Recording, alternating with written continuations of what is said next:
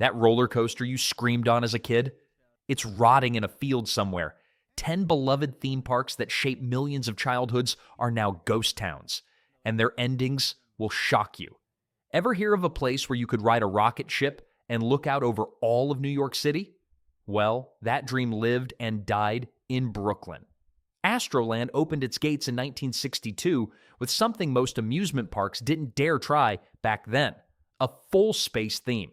This wasn't just slapping some silver paint on old rides and calling it futuristic. The park actually committed to the bit. The crown jewel wasn't even one of their space rides, though. It was the Cyclone roller coaster, a wooden beast that had people screaming since 1927. But here's the weird part. Astroland didn't build the Cyclone. They just inherited it when they took over the land. Sometimes the best things in life come with the territory, right? But let's talk about what made Astroland special. The Astro Tower shot up 275 feet into the sky, giving riders views that stretched from Brooklyn all the way to Manhattan. You could see the Statue of Liberty, the bridges, even Central Park on a clear day. For a few minutes, you felt like you were floating above the world. The park had that classic Coney Island energy. Hot dogs, cotton candy, and the smell of salt air mixing with ride grease. It was pure summer magic. Families would pile into cars and drive from all over New York just to spend a day pretending they were astronauts. Then reality hit hard in 2008. After 46 years of operation, Astroland couldn't keep up with rising lease costs. The city wanted to redevelop Coney Island, and suddenly the park that once represented the future became a relic of the past. The owners tried to negotiate, tried to find new locations, but the numbers just didn't work. The last day came and went faster than anyone expected. Today, condos and chain restaurants sit where families once screamed with joy on spinning rockets, but sometimes disasters strike much faster than rising rents ever could. After Astroland's space-age dreams crumbled in Brooklyn, another park down south was about to face something far worse than rising rent prices. Hurricane Katrina didn't just flood New Orleans. It completely destroyed one of the most promising theme parks in the region, Six Flags. New Orleans started life as Jazzland in 2000. The park tried capturing that famous New Orleans spirit with jazz-themed rides and local flavor. But the original owners struggled from day one. Low attendance and money problems meant they couldn't keep the lights on. Then Six Flags swooped in during 2002, thinking they could turn things around. They weren't messing around either. The company dumped over $20 million into new roller coasters and attractions. The Megazeph wooden coaster became the crown jewel, promising thrills that would put the park on the map. For a brief moment, it looked like Six Flags had saved the day. But Mother Nature had different plans. August 2005 changed everything. Hurricane Katrina's floodwaters didn't just damage the park, they completely swamped it. Rides sat underwater for weeks. The salt water corroded everything it touched. Electrical systems fried beyond repair. Six Flags took one look at the destruction and did the math. Rebuilding would cost more than starting fresh somewhere else. The company walked away, leaving behind millions in roller coasters and attractions to rust in the Louisiana humidity. What makes this story particularly brutal? The land value around the park plummeted after Katrina. Even if someone wanted to buy the property and start over, the economics made zero sense. The storm didn't just kill the park, it killed any realistic chance of resurrection. Today, Six Flags New Orleans stands as one of America's most haunting abandoned theme parks. Vines crawl up rusted ride structures, buildings slowly crumble in the subtropical climate. Urban explorers sneak in to photograph the decay, turning the failed park into an accidental tourist attraction. While New Orleans was dealing with watery graves for roller coasters, another family-owned park in Kansas was facing its own slow death. Hurricane Katrina wasn't the only natural disaster that could destroy dreams. Sometimes all it takes is decades of slowly declining attendance and a family running out of fight. Joyland Amusement Park in Wichita, Kansas knew this reality all too well. For 57 years, this family-owned gem served up old-school thrills that bigger parks couldn't match. The wacky shack haunted house made kids scream with delight. Their vintage carousel spun endless circles of childhood magic. And that classic wooden coaster, it rattled your bones in the best possible way. But here's the thing about family-owned parks. They live and die by community support. When locals stop showing up, There's no corporate headquarters writing checks to keep the lights on. Joyland's owners watched their attendance numbers drop year after year through the 1990s and early 2000s. Newer, flashier attractions at bigger theme parks were pulling families away from their hometown treasure. The financial struggles hit hard. Maintenance costs kept climbing while ticket sales kept falling. Makes sense, right? Old rides need constant care, and wooden coasters don't fix themselves. The family tried everything they could think of to bring visitors back.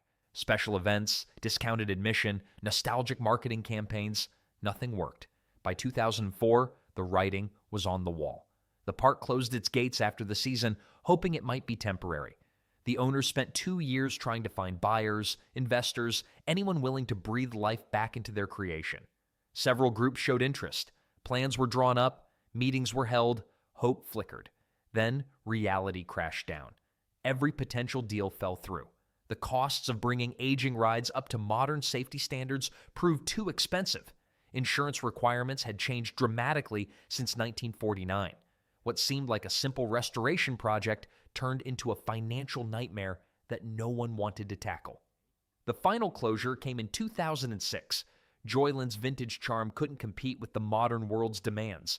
While Wichita lost a beloved landmark, other parks faced different battles.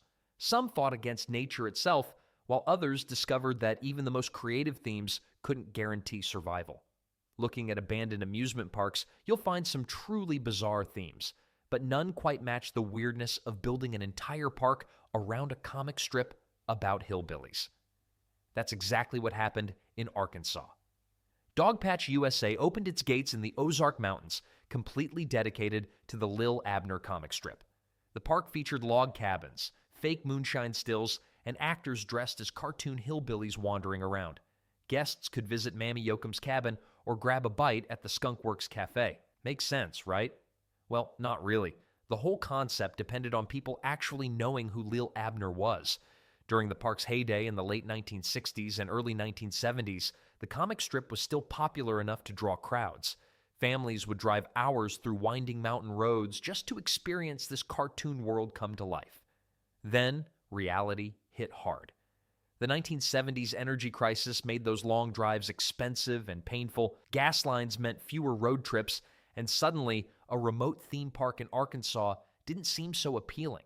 Operating costs kept climbing while visitor numbers dropped faster than a roller coaster. The owners tried everything to save their sinking ship. They added bigger rides that had nothing to do with Lil Abner. A music venue brought in country acts, hoping to attract new audiences, but here's the weird part. They were fighting two battles at once. Not only were fewer people visiting, but the comic strip itself was losing popularity. By the 1980s, most kids had never heard of Lil Abner. Parents weren't excited about sharing hillbilly humor with their children. The park limped along for a few more years before finally closing its doors in 1993. Today, Dogpatch USA sits abandoned in the Arkansas wilderness. Rusty rides peek through overgrown trees, and those cartoon character buildings are slowly rotting away. It's a perfect example of what happens when pop culture moves on without you. But speaking of parks that lasted much longer before meeting their doom, let's head to New England, where one particular park entertained visitors for nearly 150 years. Now, here's a park that really knew how to stick around until it didn't. Rocky Point Park in Warwick, Rhode Island, had been entertaining families since 1847. That's right, 1847. While most of America was still figuring out what fun even looked like, this place was already spinning kids around and making them dizzy. The park became famous for something you couldn't find anywhere else, the saltwater splash ride. Instead of boring old chlorinated pool water, this baby used actual ocean water pumped straight from Narragansett Bay. Smart? Maybe not. Fun? Absolutely. Kids would come out smelling like low tide and loving every second of it. But the real star wasn't any ride at all.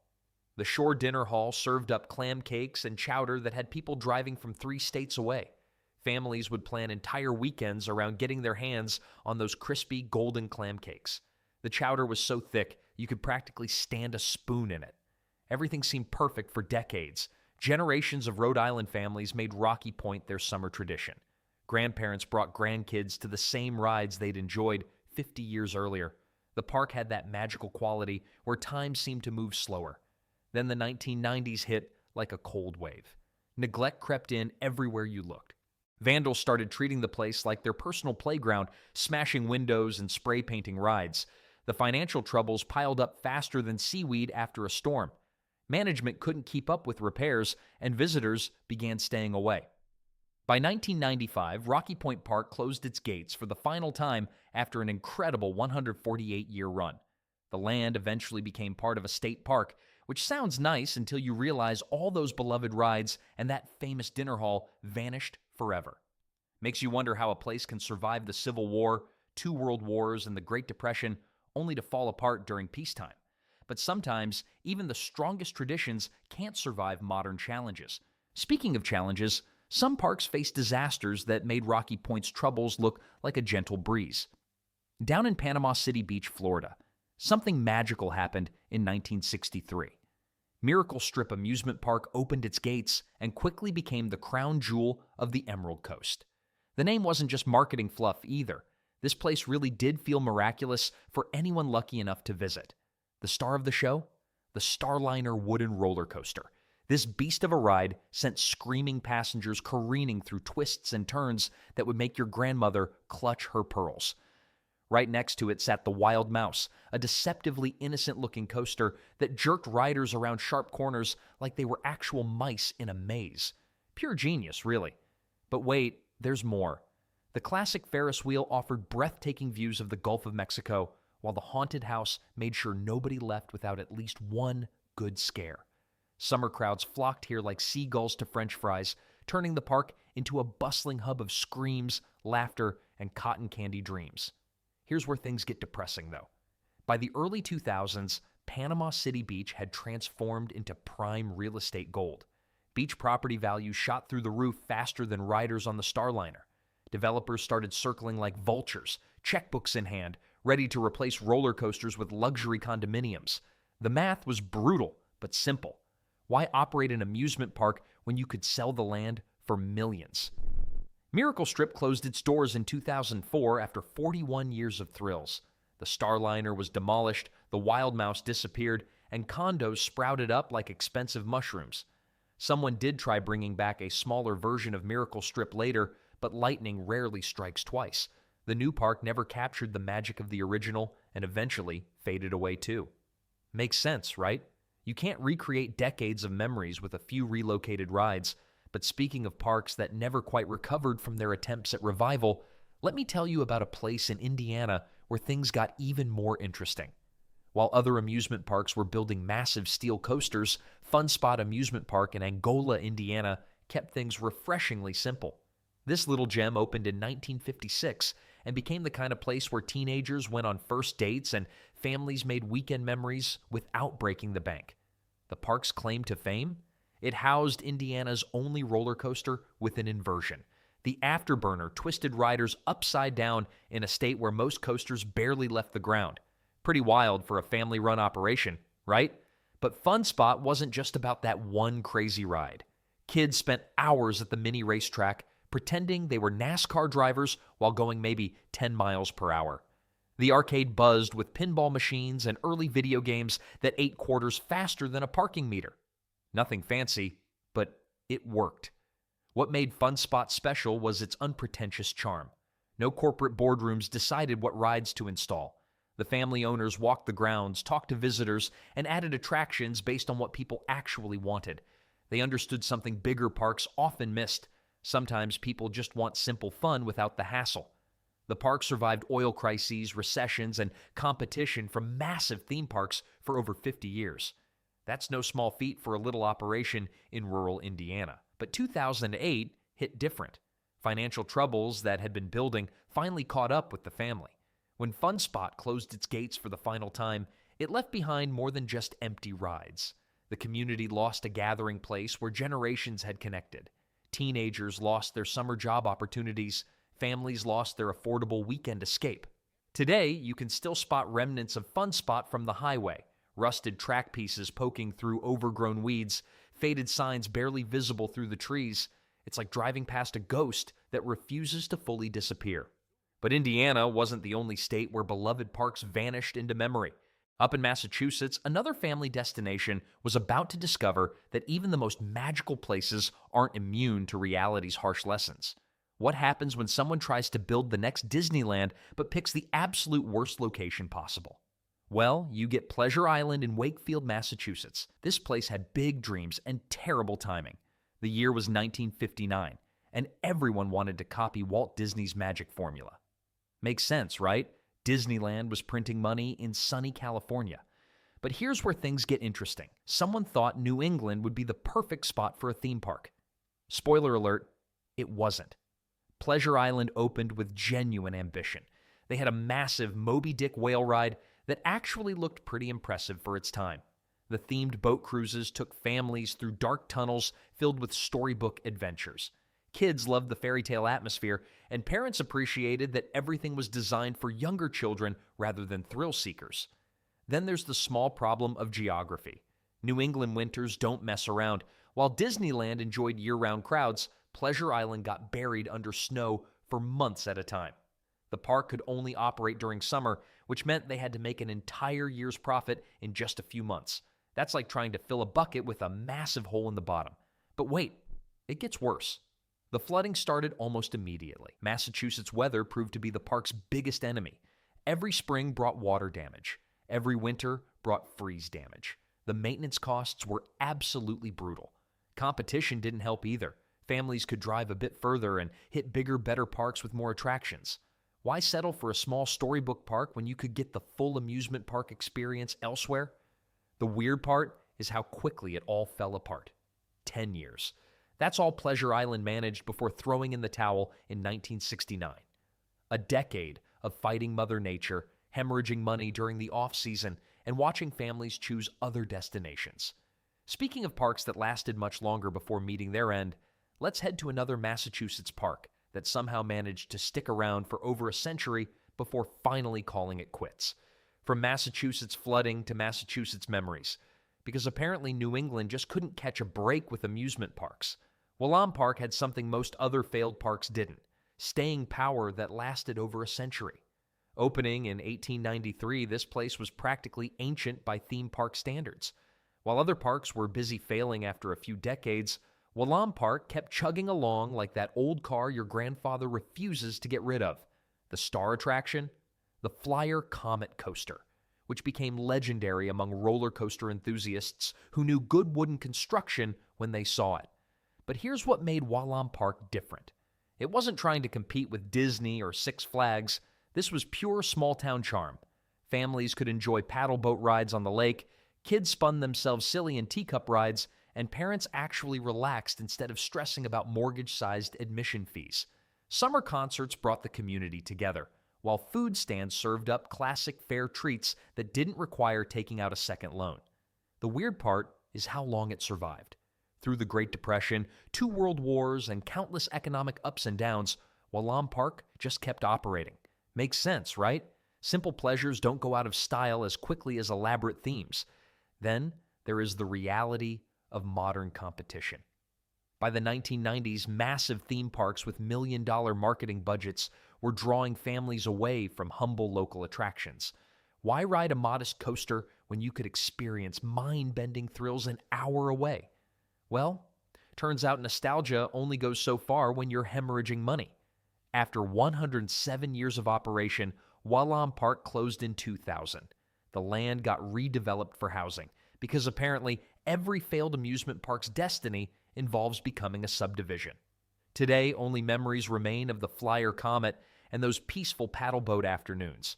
But speaking of parks that couldn't survive modern pressures, let's head west to Illinois, where another family favorite met an even more dramatic end. Adventureland in Illinois wasn't your typical theme park giant, but here's the thing, it didn't need to be.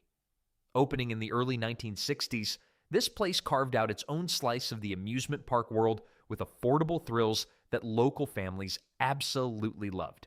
The park's crown jewel, the Scrambler Coaster.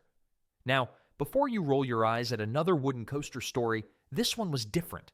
The ride twisted through tight corners and unexpected drops that left riders genuinely surprised.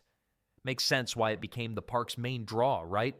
What made Adventureland special wasn't flashy marketing or massive corporate backing. Instead, it was the kind of place where you could bring your whole family without breaking the bank. Parents didn't need to take out a second mortgage just to buy cotton candy and ride tickets. The park understood something bigger operations often missed. Fun doesn't always need a huge price tag. Then, disaster struck in the most literal way possible. A devastating fire ripped through Adventureland, destroying key attractions and leaving the owners facing a financial nightmare. The weird part is, fires at amusement parks often spell immediate doom, but Adventureland tried to bounce back. They rebuilt what they could and kept operating. But the 1970s brought a different kind of enemy. Competition from massive new theme parks that were popping up everywhere. These corporate giants had deeper pockets, flashier rides, and marketing budgets that dwarfed anything a local park could manage. Suddenly, families started driving further for their thrills. Adventureland couldn't compete with the spectacle these new parks offered. Attendance dropped steadily as visitors chose elaborate themed experiences over the simple charm of local fun. Well, the park held on as long as it could, but by the late 1970s, the writing was on the wall. After closing, something interesting happened. Many of Adventureland's rides didn't just disappear, they were sold off to other parks throughout the Midwest. Today, pieces of this Illinois gem continue entertaining visitors, just under different names in different places. Sometimes the magic lives on even when the original dream doesn't.